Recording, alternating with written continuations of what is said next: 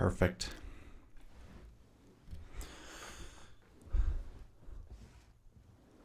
Hi, everyone. Welcome back to Nobles Nutrition YouTube channel. We are going to go through, today is Sunday, October 22nd. Holy smokes, this week is going by quickly, this month is going by quickly. So in this week's live, what we're going to essentially do is we are going to go through and look at what it entails to plan for the week, what you should look at, how you should plan out your meals, how you should plan out your workouts, how you should plan out your cardio and your movement for the entire week. And primarily as a goal that we are going to set for ourselves here is we are going to essentially plan everything according to trying to lose body fat and build muscle. That is the goal here. That is really the priority. That's why we're doing what we're doing here. So with that being said, probably hop over here real quick. I created a Google Doc. I will try and link it to, I don't know how I'm going to link it to a live. We'll figure it out. But let's go ahead and jump into our hybrid scene that we have here. And so this Google Doc, it pretty much just breaks everything down for us. So we can actually just page this down real quick. So for our Sunday planning, we're really going to look at calorie and macronutrient planning, meal planning, and our workout planning. Those are the three things we're going to do, again, all directed towards losing body fat and building muscle, and with that as a priority. So before I go any further, I wanted to give a quick introduction for those that may not be familiar or do not know who I am. I'm Noah Casella. I'm a registered dietitian, and I have been fascinated and have loved this idea of how do you build more muscle tissue, how do you lose body fat, how do you change composition, and I feel like there's a big movement right now. I feel like a ton of podcasts that I was listening to that had nothing to do with nutrition are starting to talk about this concept of trying to build muscle as a preventative measure for weight management, for management of different diseases, for living a longer life that you can go enjoy and move around more and be strong throughout. So yeah, it's a really exciting topic. I love it. It's something that I'm really passionate about and I put a lot of energy into. So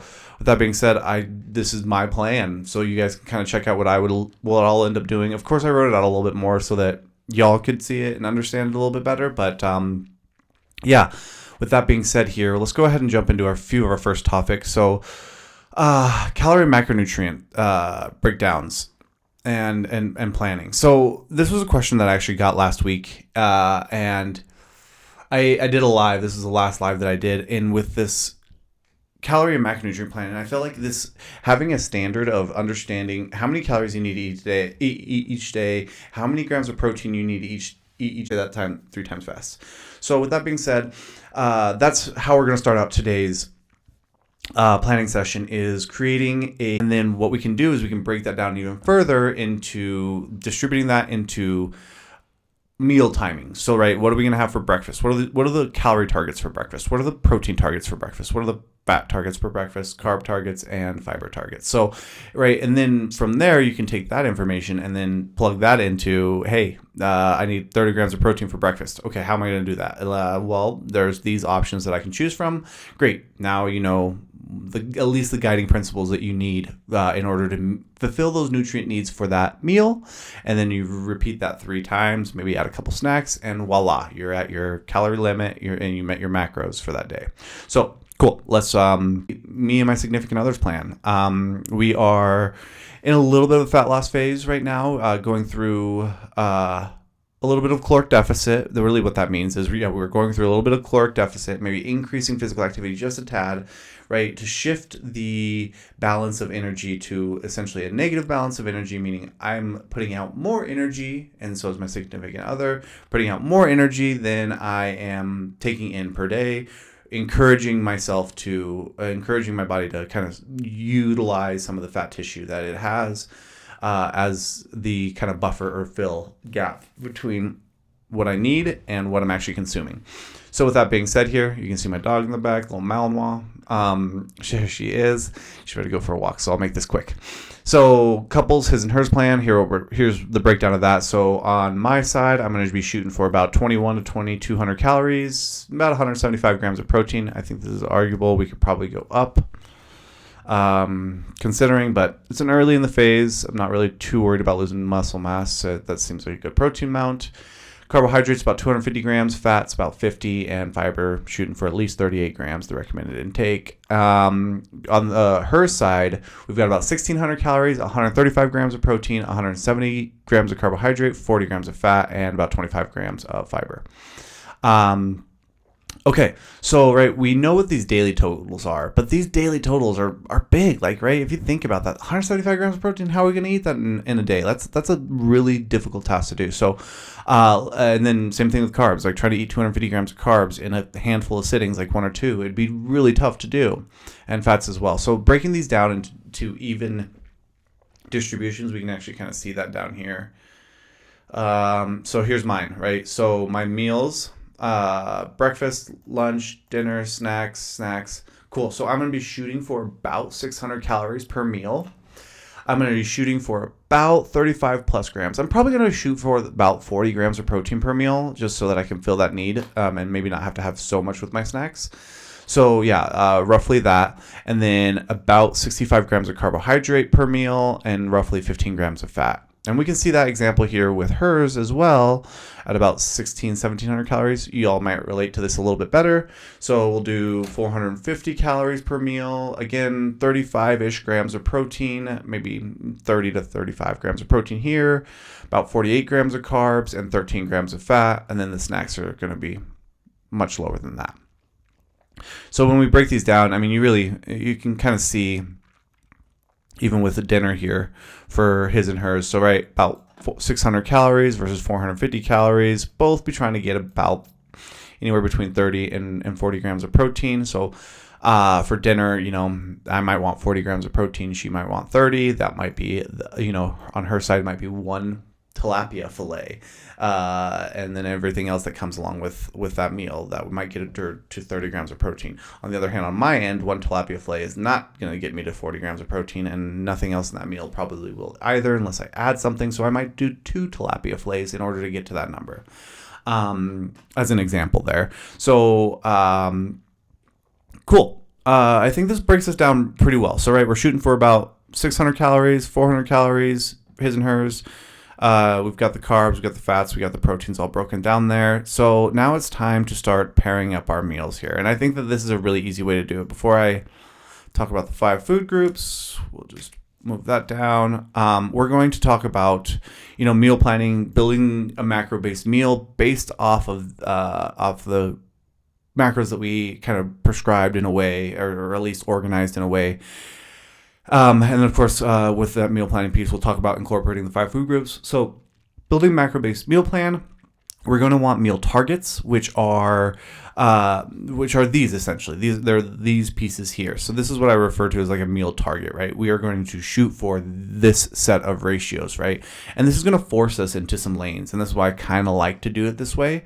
Right, this is going to force us to have probably a very protein-centric, right? 30 to 40 grams of protein is a significant portion of protein, and it probably takes some effort to put into in order to get that. So, so in order to do that, we're going to have, at least, right, one source of protein, which is about 25 grams of protein in that one source of protein. So, right, 4 ounces of uncooked chicken breast, to about 25 grams of protein. 4 ounces of uncooked tilapia, about 25 grams of protein.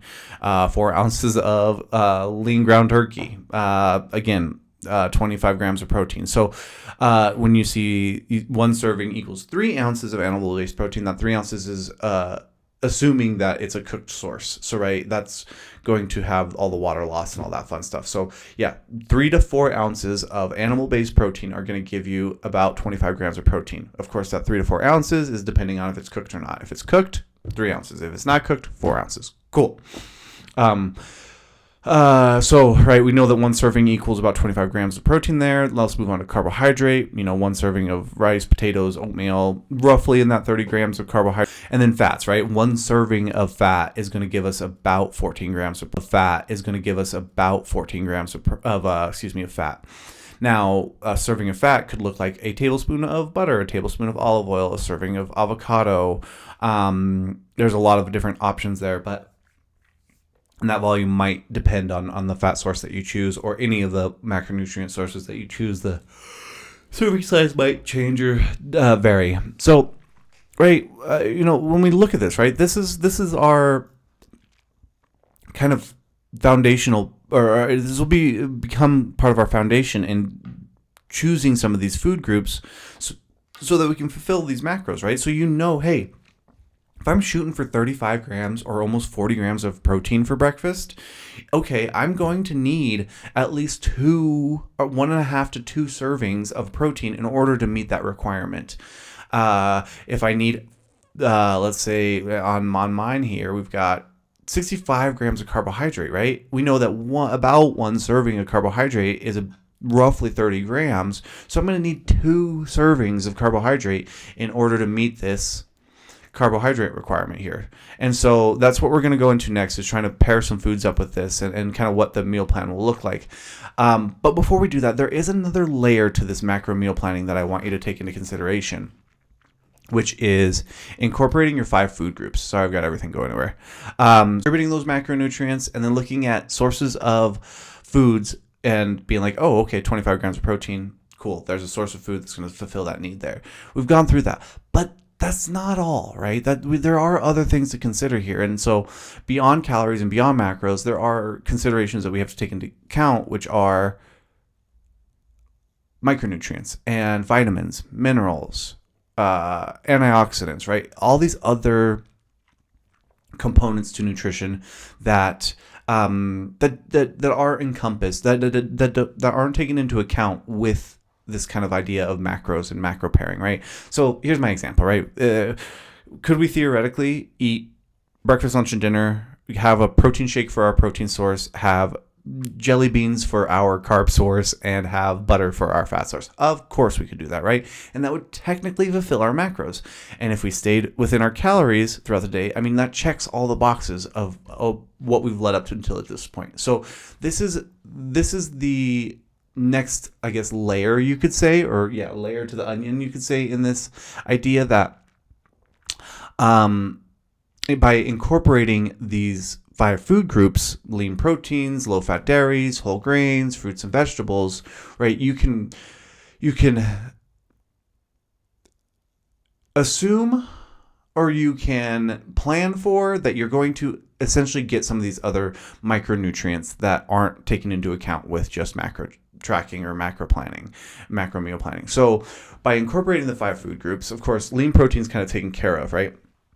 When we consider, the protein sources that we have to meet for that protein requirement, specifically with weight loss and specifically with muscle building, that protein requirement is probably going to be higher. So lean protein is taken into account. So we can kind of jump to the rest of them. But so low fat dairies, right? We want to have roughly 3 ounce glass of milk, or it could be, of course, low fat milk, 2% or less, 1% or 0% would be that range that you'd want to try and purchase from, or it could be a serving of a 1 ounce piece of cheese. So you could do a 1 ounce piece of cheese as one of your servings. The serving size on those are just going to be different depending on what you choose. But why, right? Why would we consume dairy? What's the point there? Well, we have a micronutrient that we're chasing after that's really located for the most part in dairy sources. So this can be our calcium. In addition to our calcium, a lot of the dairy sources that are readily available, milk, for example, are also fortified with vitamin D. So you can get some vitamin D as well in there. Now, so the next piece that we'll move on to will be the whole grains piece.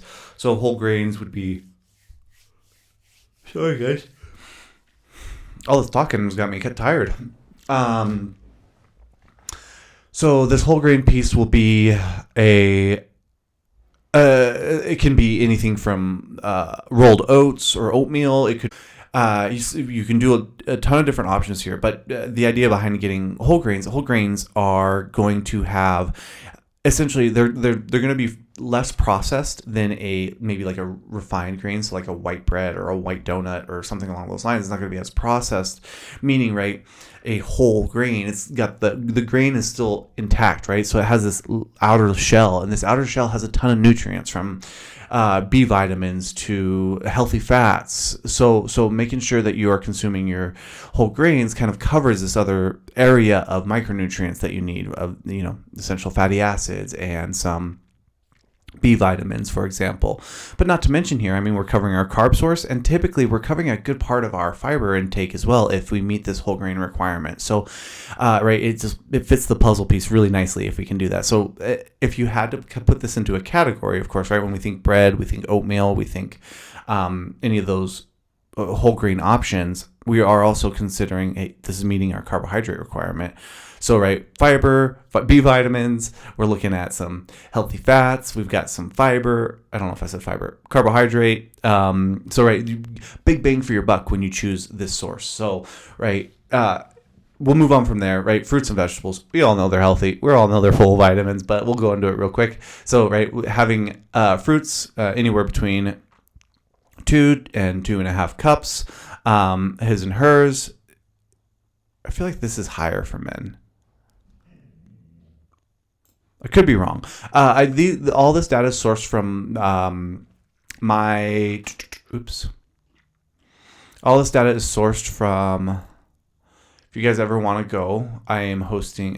This is on YouTube Live, but I'm hosting a community on Circle where I am going through and doing a fat loss blueprint course. I'm going through and do some live trainings. We got some strength training in here as well, so it's a lot of fun.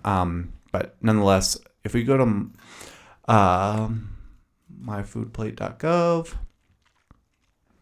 you can see all of these 5 food groups here, and you can click on one, and then it'll kind of give you what you're looking for, how much you need, what counts as a food group. So, for instance, what counts as 1 cup of fruit? In general, the following counts as 1 cup of fruit.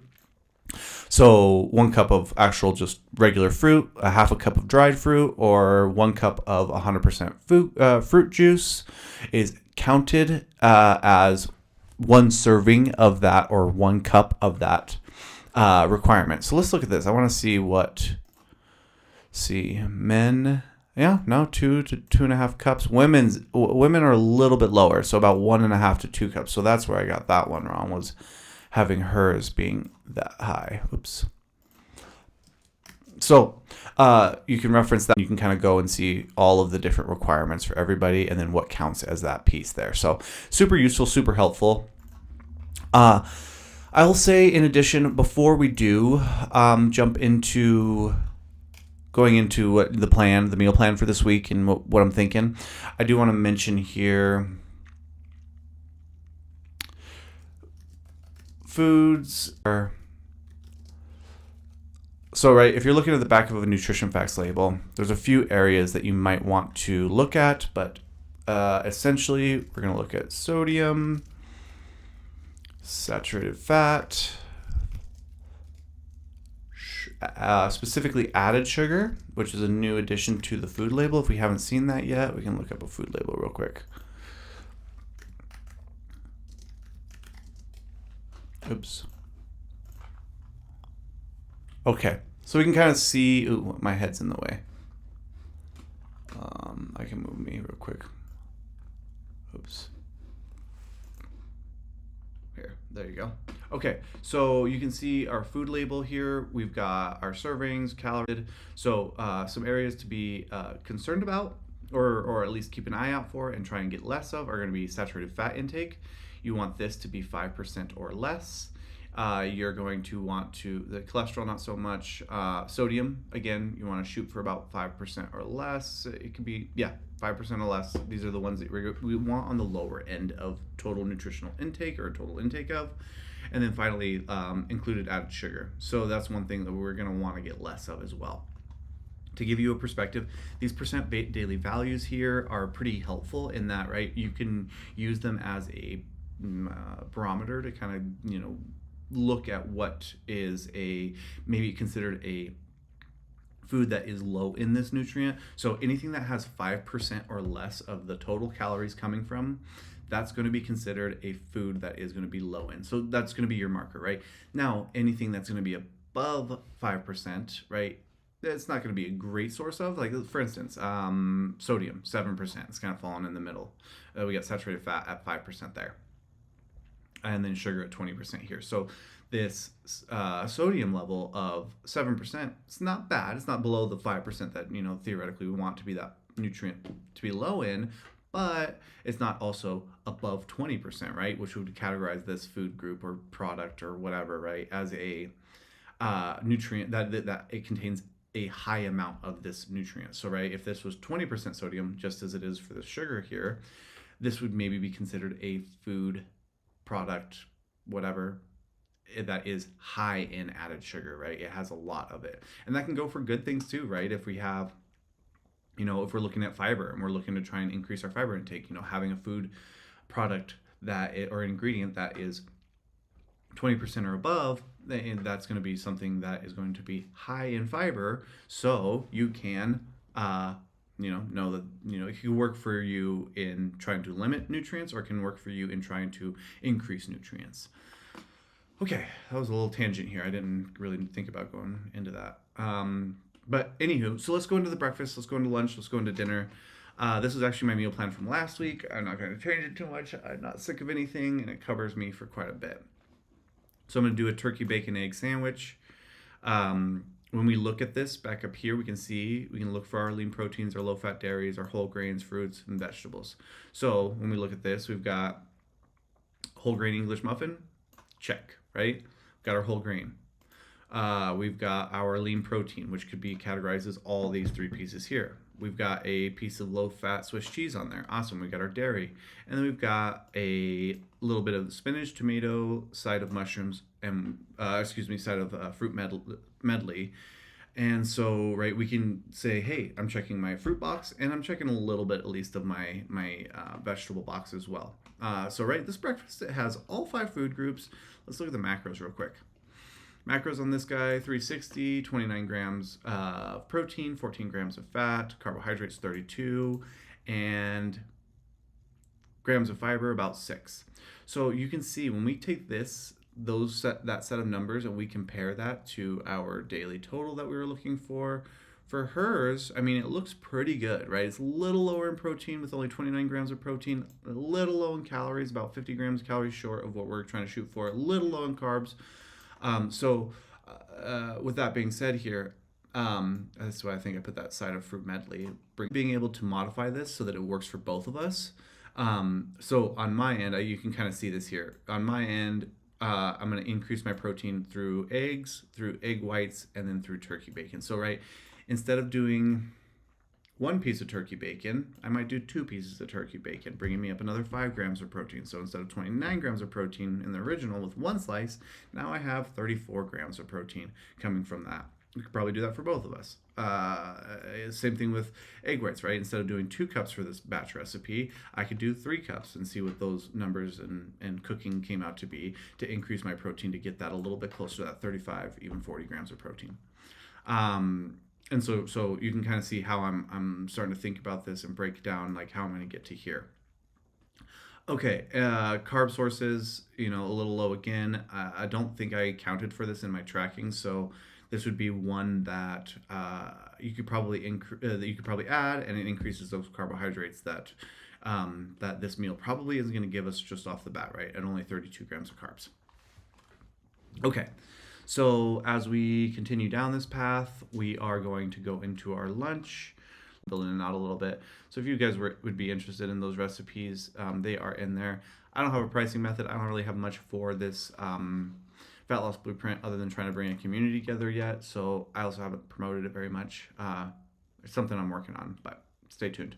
So back to the conversation here. We've got calories, we've got macros, we've got food groups to pay attention to with each of our meals.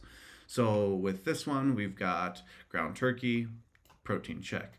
white rice, uncooked. This, could count as our grain, not a whole grain. We might be able to do better there. Got our broccoli. We've got plenty of that in there. So we can check off our vegetables, actually with all of these here. And then we're going to top it with some low-fat shredded cheese. So the only food group that we're technically missing in this one would be a piece of fruit. And so having a piece of fruit, maybe with a snack or filling it in somewhere else, we can do that. So no problem there. Okay. Looks like this one, from a calorie macro standpoint, about 500 calories, 38 grams protein, 75 carb, 15 fat, and 5 fiber. I did his and hers. So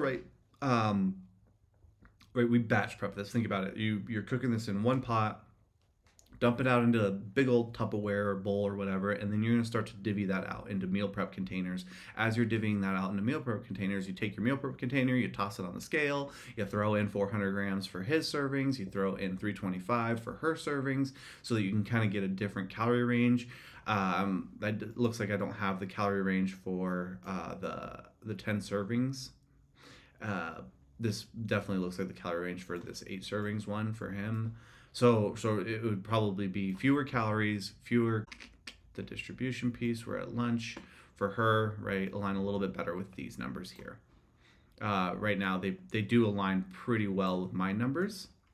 Not only do they align well with my numbers, but they also provide the lean proteins, low-fat dairies, whole grains, and vegetables. Not whole grains. Remember, we did white rice. So nonetheless, we could probably improve that and do a whole grain there instead. Okay, cool. So let's move on to dinner, because I think dinner is a cool option or a cool conversation to have. I keep it simple. I'm running this business. I'm trying to work out. I want to eat healthy, but I also don't want to spend my whole life meal prepping and looking at food and all that fun stuff. Like, I don't want my obsession about food to be take over everything. So instead, I make it simple. I choose from 3 protein sources. This week I'm going to do pork chops, tilapia, and salmon. Those are going to be my 3 protein sources that I'm going to build all my meals around. I'm going to prep 1 carb source. So that carb source is going to be roasted potatoes. I'm going to cut them up in wedges, and I'm going to roast them and throw them in the oven, and then just have roasted potatoes for the whole day. I'm going to pick from 2 veggies, broccoli or asparagus. I actually changed broccoli because I'm having broccoli with lunch. But roughly what I'm thinking is 2 vegetables here, and then some fats, whether it's spicy chipotle mayo or some olive oil. Do one of those 2 fats to either cook or season with. So you can see this here. So how this will break down would be like Monday, roasted potatoes, salmon, roasted potatoes and asparagus, pork chops, roasted potatoes and broccoli, tilapia, roasted potatoes and broccoli, salmon, roasted potatoes and asparagus, and pork chops, roasted potatoes and broccoli. Again, tilapia, roasted potatoes and broccoli. So you can see, got my 3 protein sources, got my 1 carb source throughout the whole week, and then I've got my veggie source that's going to just alternate pretty much every single day, so that I don't get bored. So this is just a really easy way to handle dinner that I really enjoy. I don't know if anybody's talking to me here. Okay, so it doesn't look like we've got anybody online right now. That's okay. Cool. So anywho, yeah, really easy way to do dinners. So I think we can leave that alone. My snacks, I'm going to keep the same. I'm going to do some almond butter and peanut butter and jelly sandwiches on whole grain toast. Make up for the whole grains I'm missing out on my lunch piece up here. Then we're going to do, banana, cheese sticks, some Greek yogurt. We probably would do 1 or 2 for the hers plan, and I'd probably do all 3 for the his plan, just to be able to make sure that I'm getting enough protein and enough calories coming in.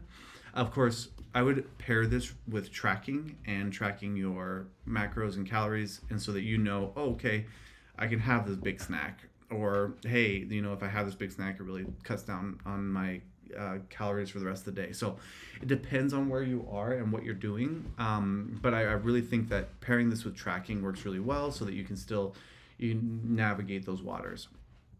All right, so that's not the only piece that we are going to be here doing for this week. We are also going to be planning out our workouts, so let's jump into that. With our workouts, we got 3 components that we're going to try and manage here. We're going to look at strength training, cardio training, and then just daily movements via steps. So with our strength training right now, I'm really getting back into the swing of, hard, intense strength training, and so I'm still pretty sore. Both me and my significant other are after our workouts. We're still pretty tender, as it maybe takes a little while for us to recover. So I'm sticking to about 3 weeks per day. I think that's like the minimum effective dose, right, to try to build some muscle. I think ideally 5, maybe even 6 times per week, just to get that stimuli all the way throughout the week. It's probably more ideal, but nonetheless, this is where we're at. And I feel like this might be more relatable to people that are trying to get back into things, right, or pick back up their healthy habits. And so this 3 times per week really works well for that. And so here's my plan for this, right? My plan here is to do Monday and Tuesday. I'm going to do a pull day and a push day. We'll look at the workouts here in a minute, but a pull day and then a push day. I'm going to do a cardio day on Wednesday, not doing weightlifting, trying to give my day a little bit of a rest before I do legs on Thursday, or a lower body on Thursday, cardio on Friday, and then Saturday I'll do like a HIIT and cardio. With our strength training, the goal here is 3 times per week, 5 to 8 exercises per workout, right? So you're going to go to the gym, you're going to do 5 different workouts, 5 different, you'll do 5 different of those. You're going to do 3 to 4 sets of each. So right, we're going to do 5 workouts, 3 to 4 sets of each exercise. These are all kind of geared towards that muscle building idea and philosophy, where to try and stimulate the muscle enough to grow. We'll just leave that there. So on our push day, this is my general outline here. A little bit of a warm up, get on the treadmill, 5 to 7 incline, 10 minutes. And then we'll do our first set, really as our warm up set. Our first few sets maybe might be a warm up set, just until I feel good enough or I'm not achy for the training. So with this push day, we're gonna start out with a machine dumbbell or chest fly, whichever machine is open, or machine fly. 4 sets of 12 reps. I really like to use this almost like a pre-exhaust, where I go in there, I crank them out. That's a nice warm up. It gets the muscles grabbing and full of blood. Then I can jump into my next workout, which will be an actual like pushing workout. My tempo here on this first workout is going to be a 2 to 1 to 2. So it's like, right, when I'm doing a chest fly, I'm gonna gradually go down for 2 seconds, and then I'm gonna squeeze for 2 seconds, and I'm gonna get down to that bottom hole, hold it for a second, and then I'm gonna come back out of it. I'm really focused on a good stretch. I'm really focused on a good contraction, and I'm really focused on keeping my form tight, not bending my arms a ton, so that I am actually getting the benefit out of that rep. I'm gonna take a 45-second rest, give or take, however long it takes my partner to finish up. Then I'm gonna move on to an incline dumbbell press, 3 sets at 8 to 12 reps. This one I'm gonna take this tempo down just a little, and then I'm gonna hold for a second, then I'm back up, and I kind of power up, and it takes me 2 seconds. So right, I want a 4-second down, I want a 1-second hold, and I want a 2 seconds to get it back up, right? And so that's gonna count as 1 rep. I'm gonna do 8 or 12 of those, depending on how tired I am. And then I'm gonna rest for 45 seconds. Then we're gonna do an overhead press. So this is a full push day. So right, I'm kind of done with chest after this. I'm gonna move over to shoulders, and I'm going to do again 3 sets of 8 to 12 reps with that same tempo. Right, slow.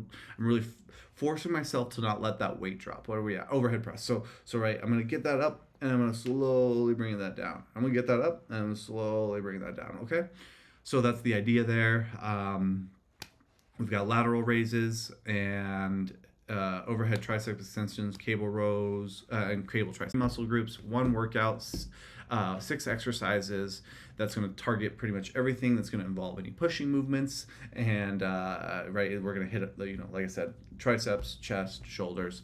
Then I'm going to take a cool down with some walking and light stretching. You can look at our pull day. It's probably going to be pretty similar here. Start out with some pull-ups, then move to bent over rows, and then cable lat pull downs.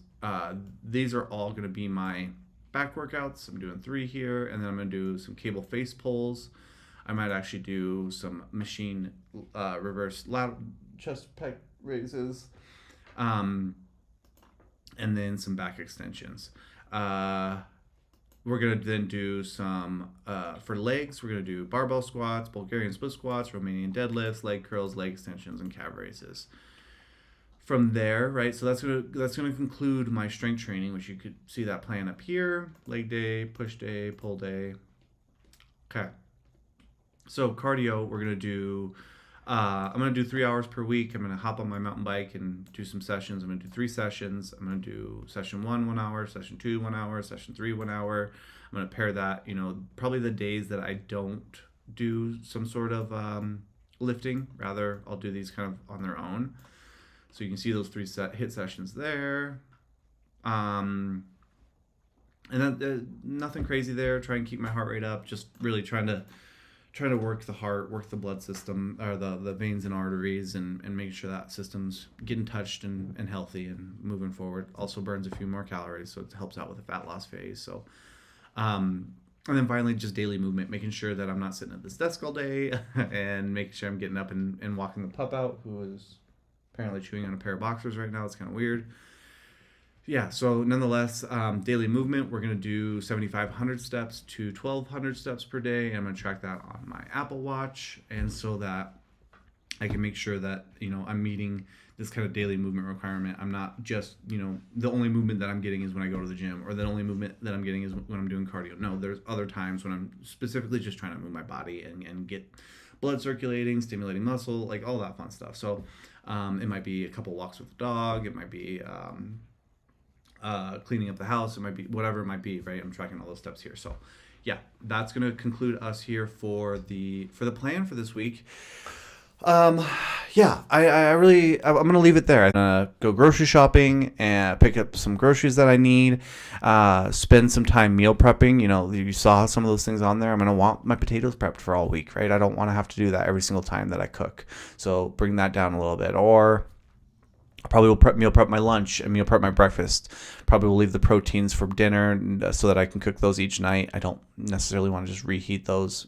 If I can have a warm meal, I'll have that if possible. So there are some other components to this that will be involved. Maybe I'll do some meal prep Monday stuff for tomorrow. Maybe do a live. We'll figure that out. But nonetheless, I hope you guys enjoyed this. I hope you found some benefit in seeing, the methodology of creating a meal plan that's not only meets your macros, stays within your caloric budget, but it also helps you meet some of these other nutrient requirements like calcium and getting your daily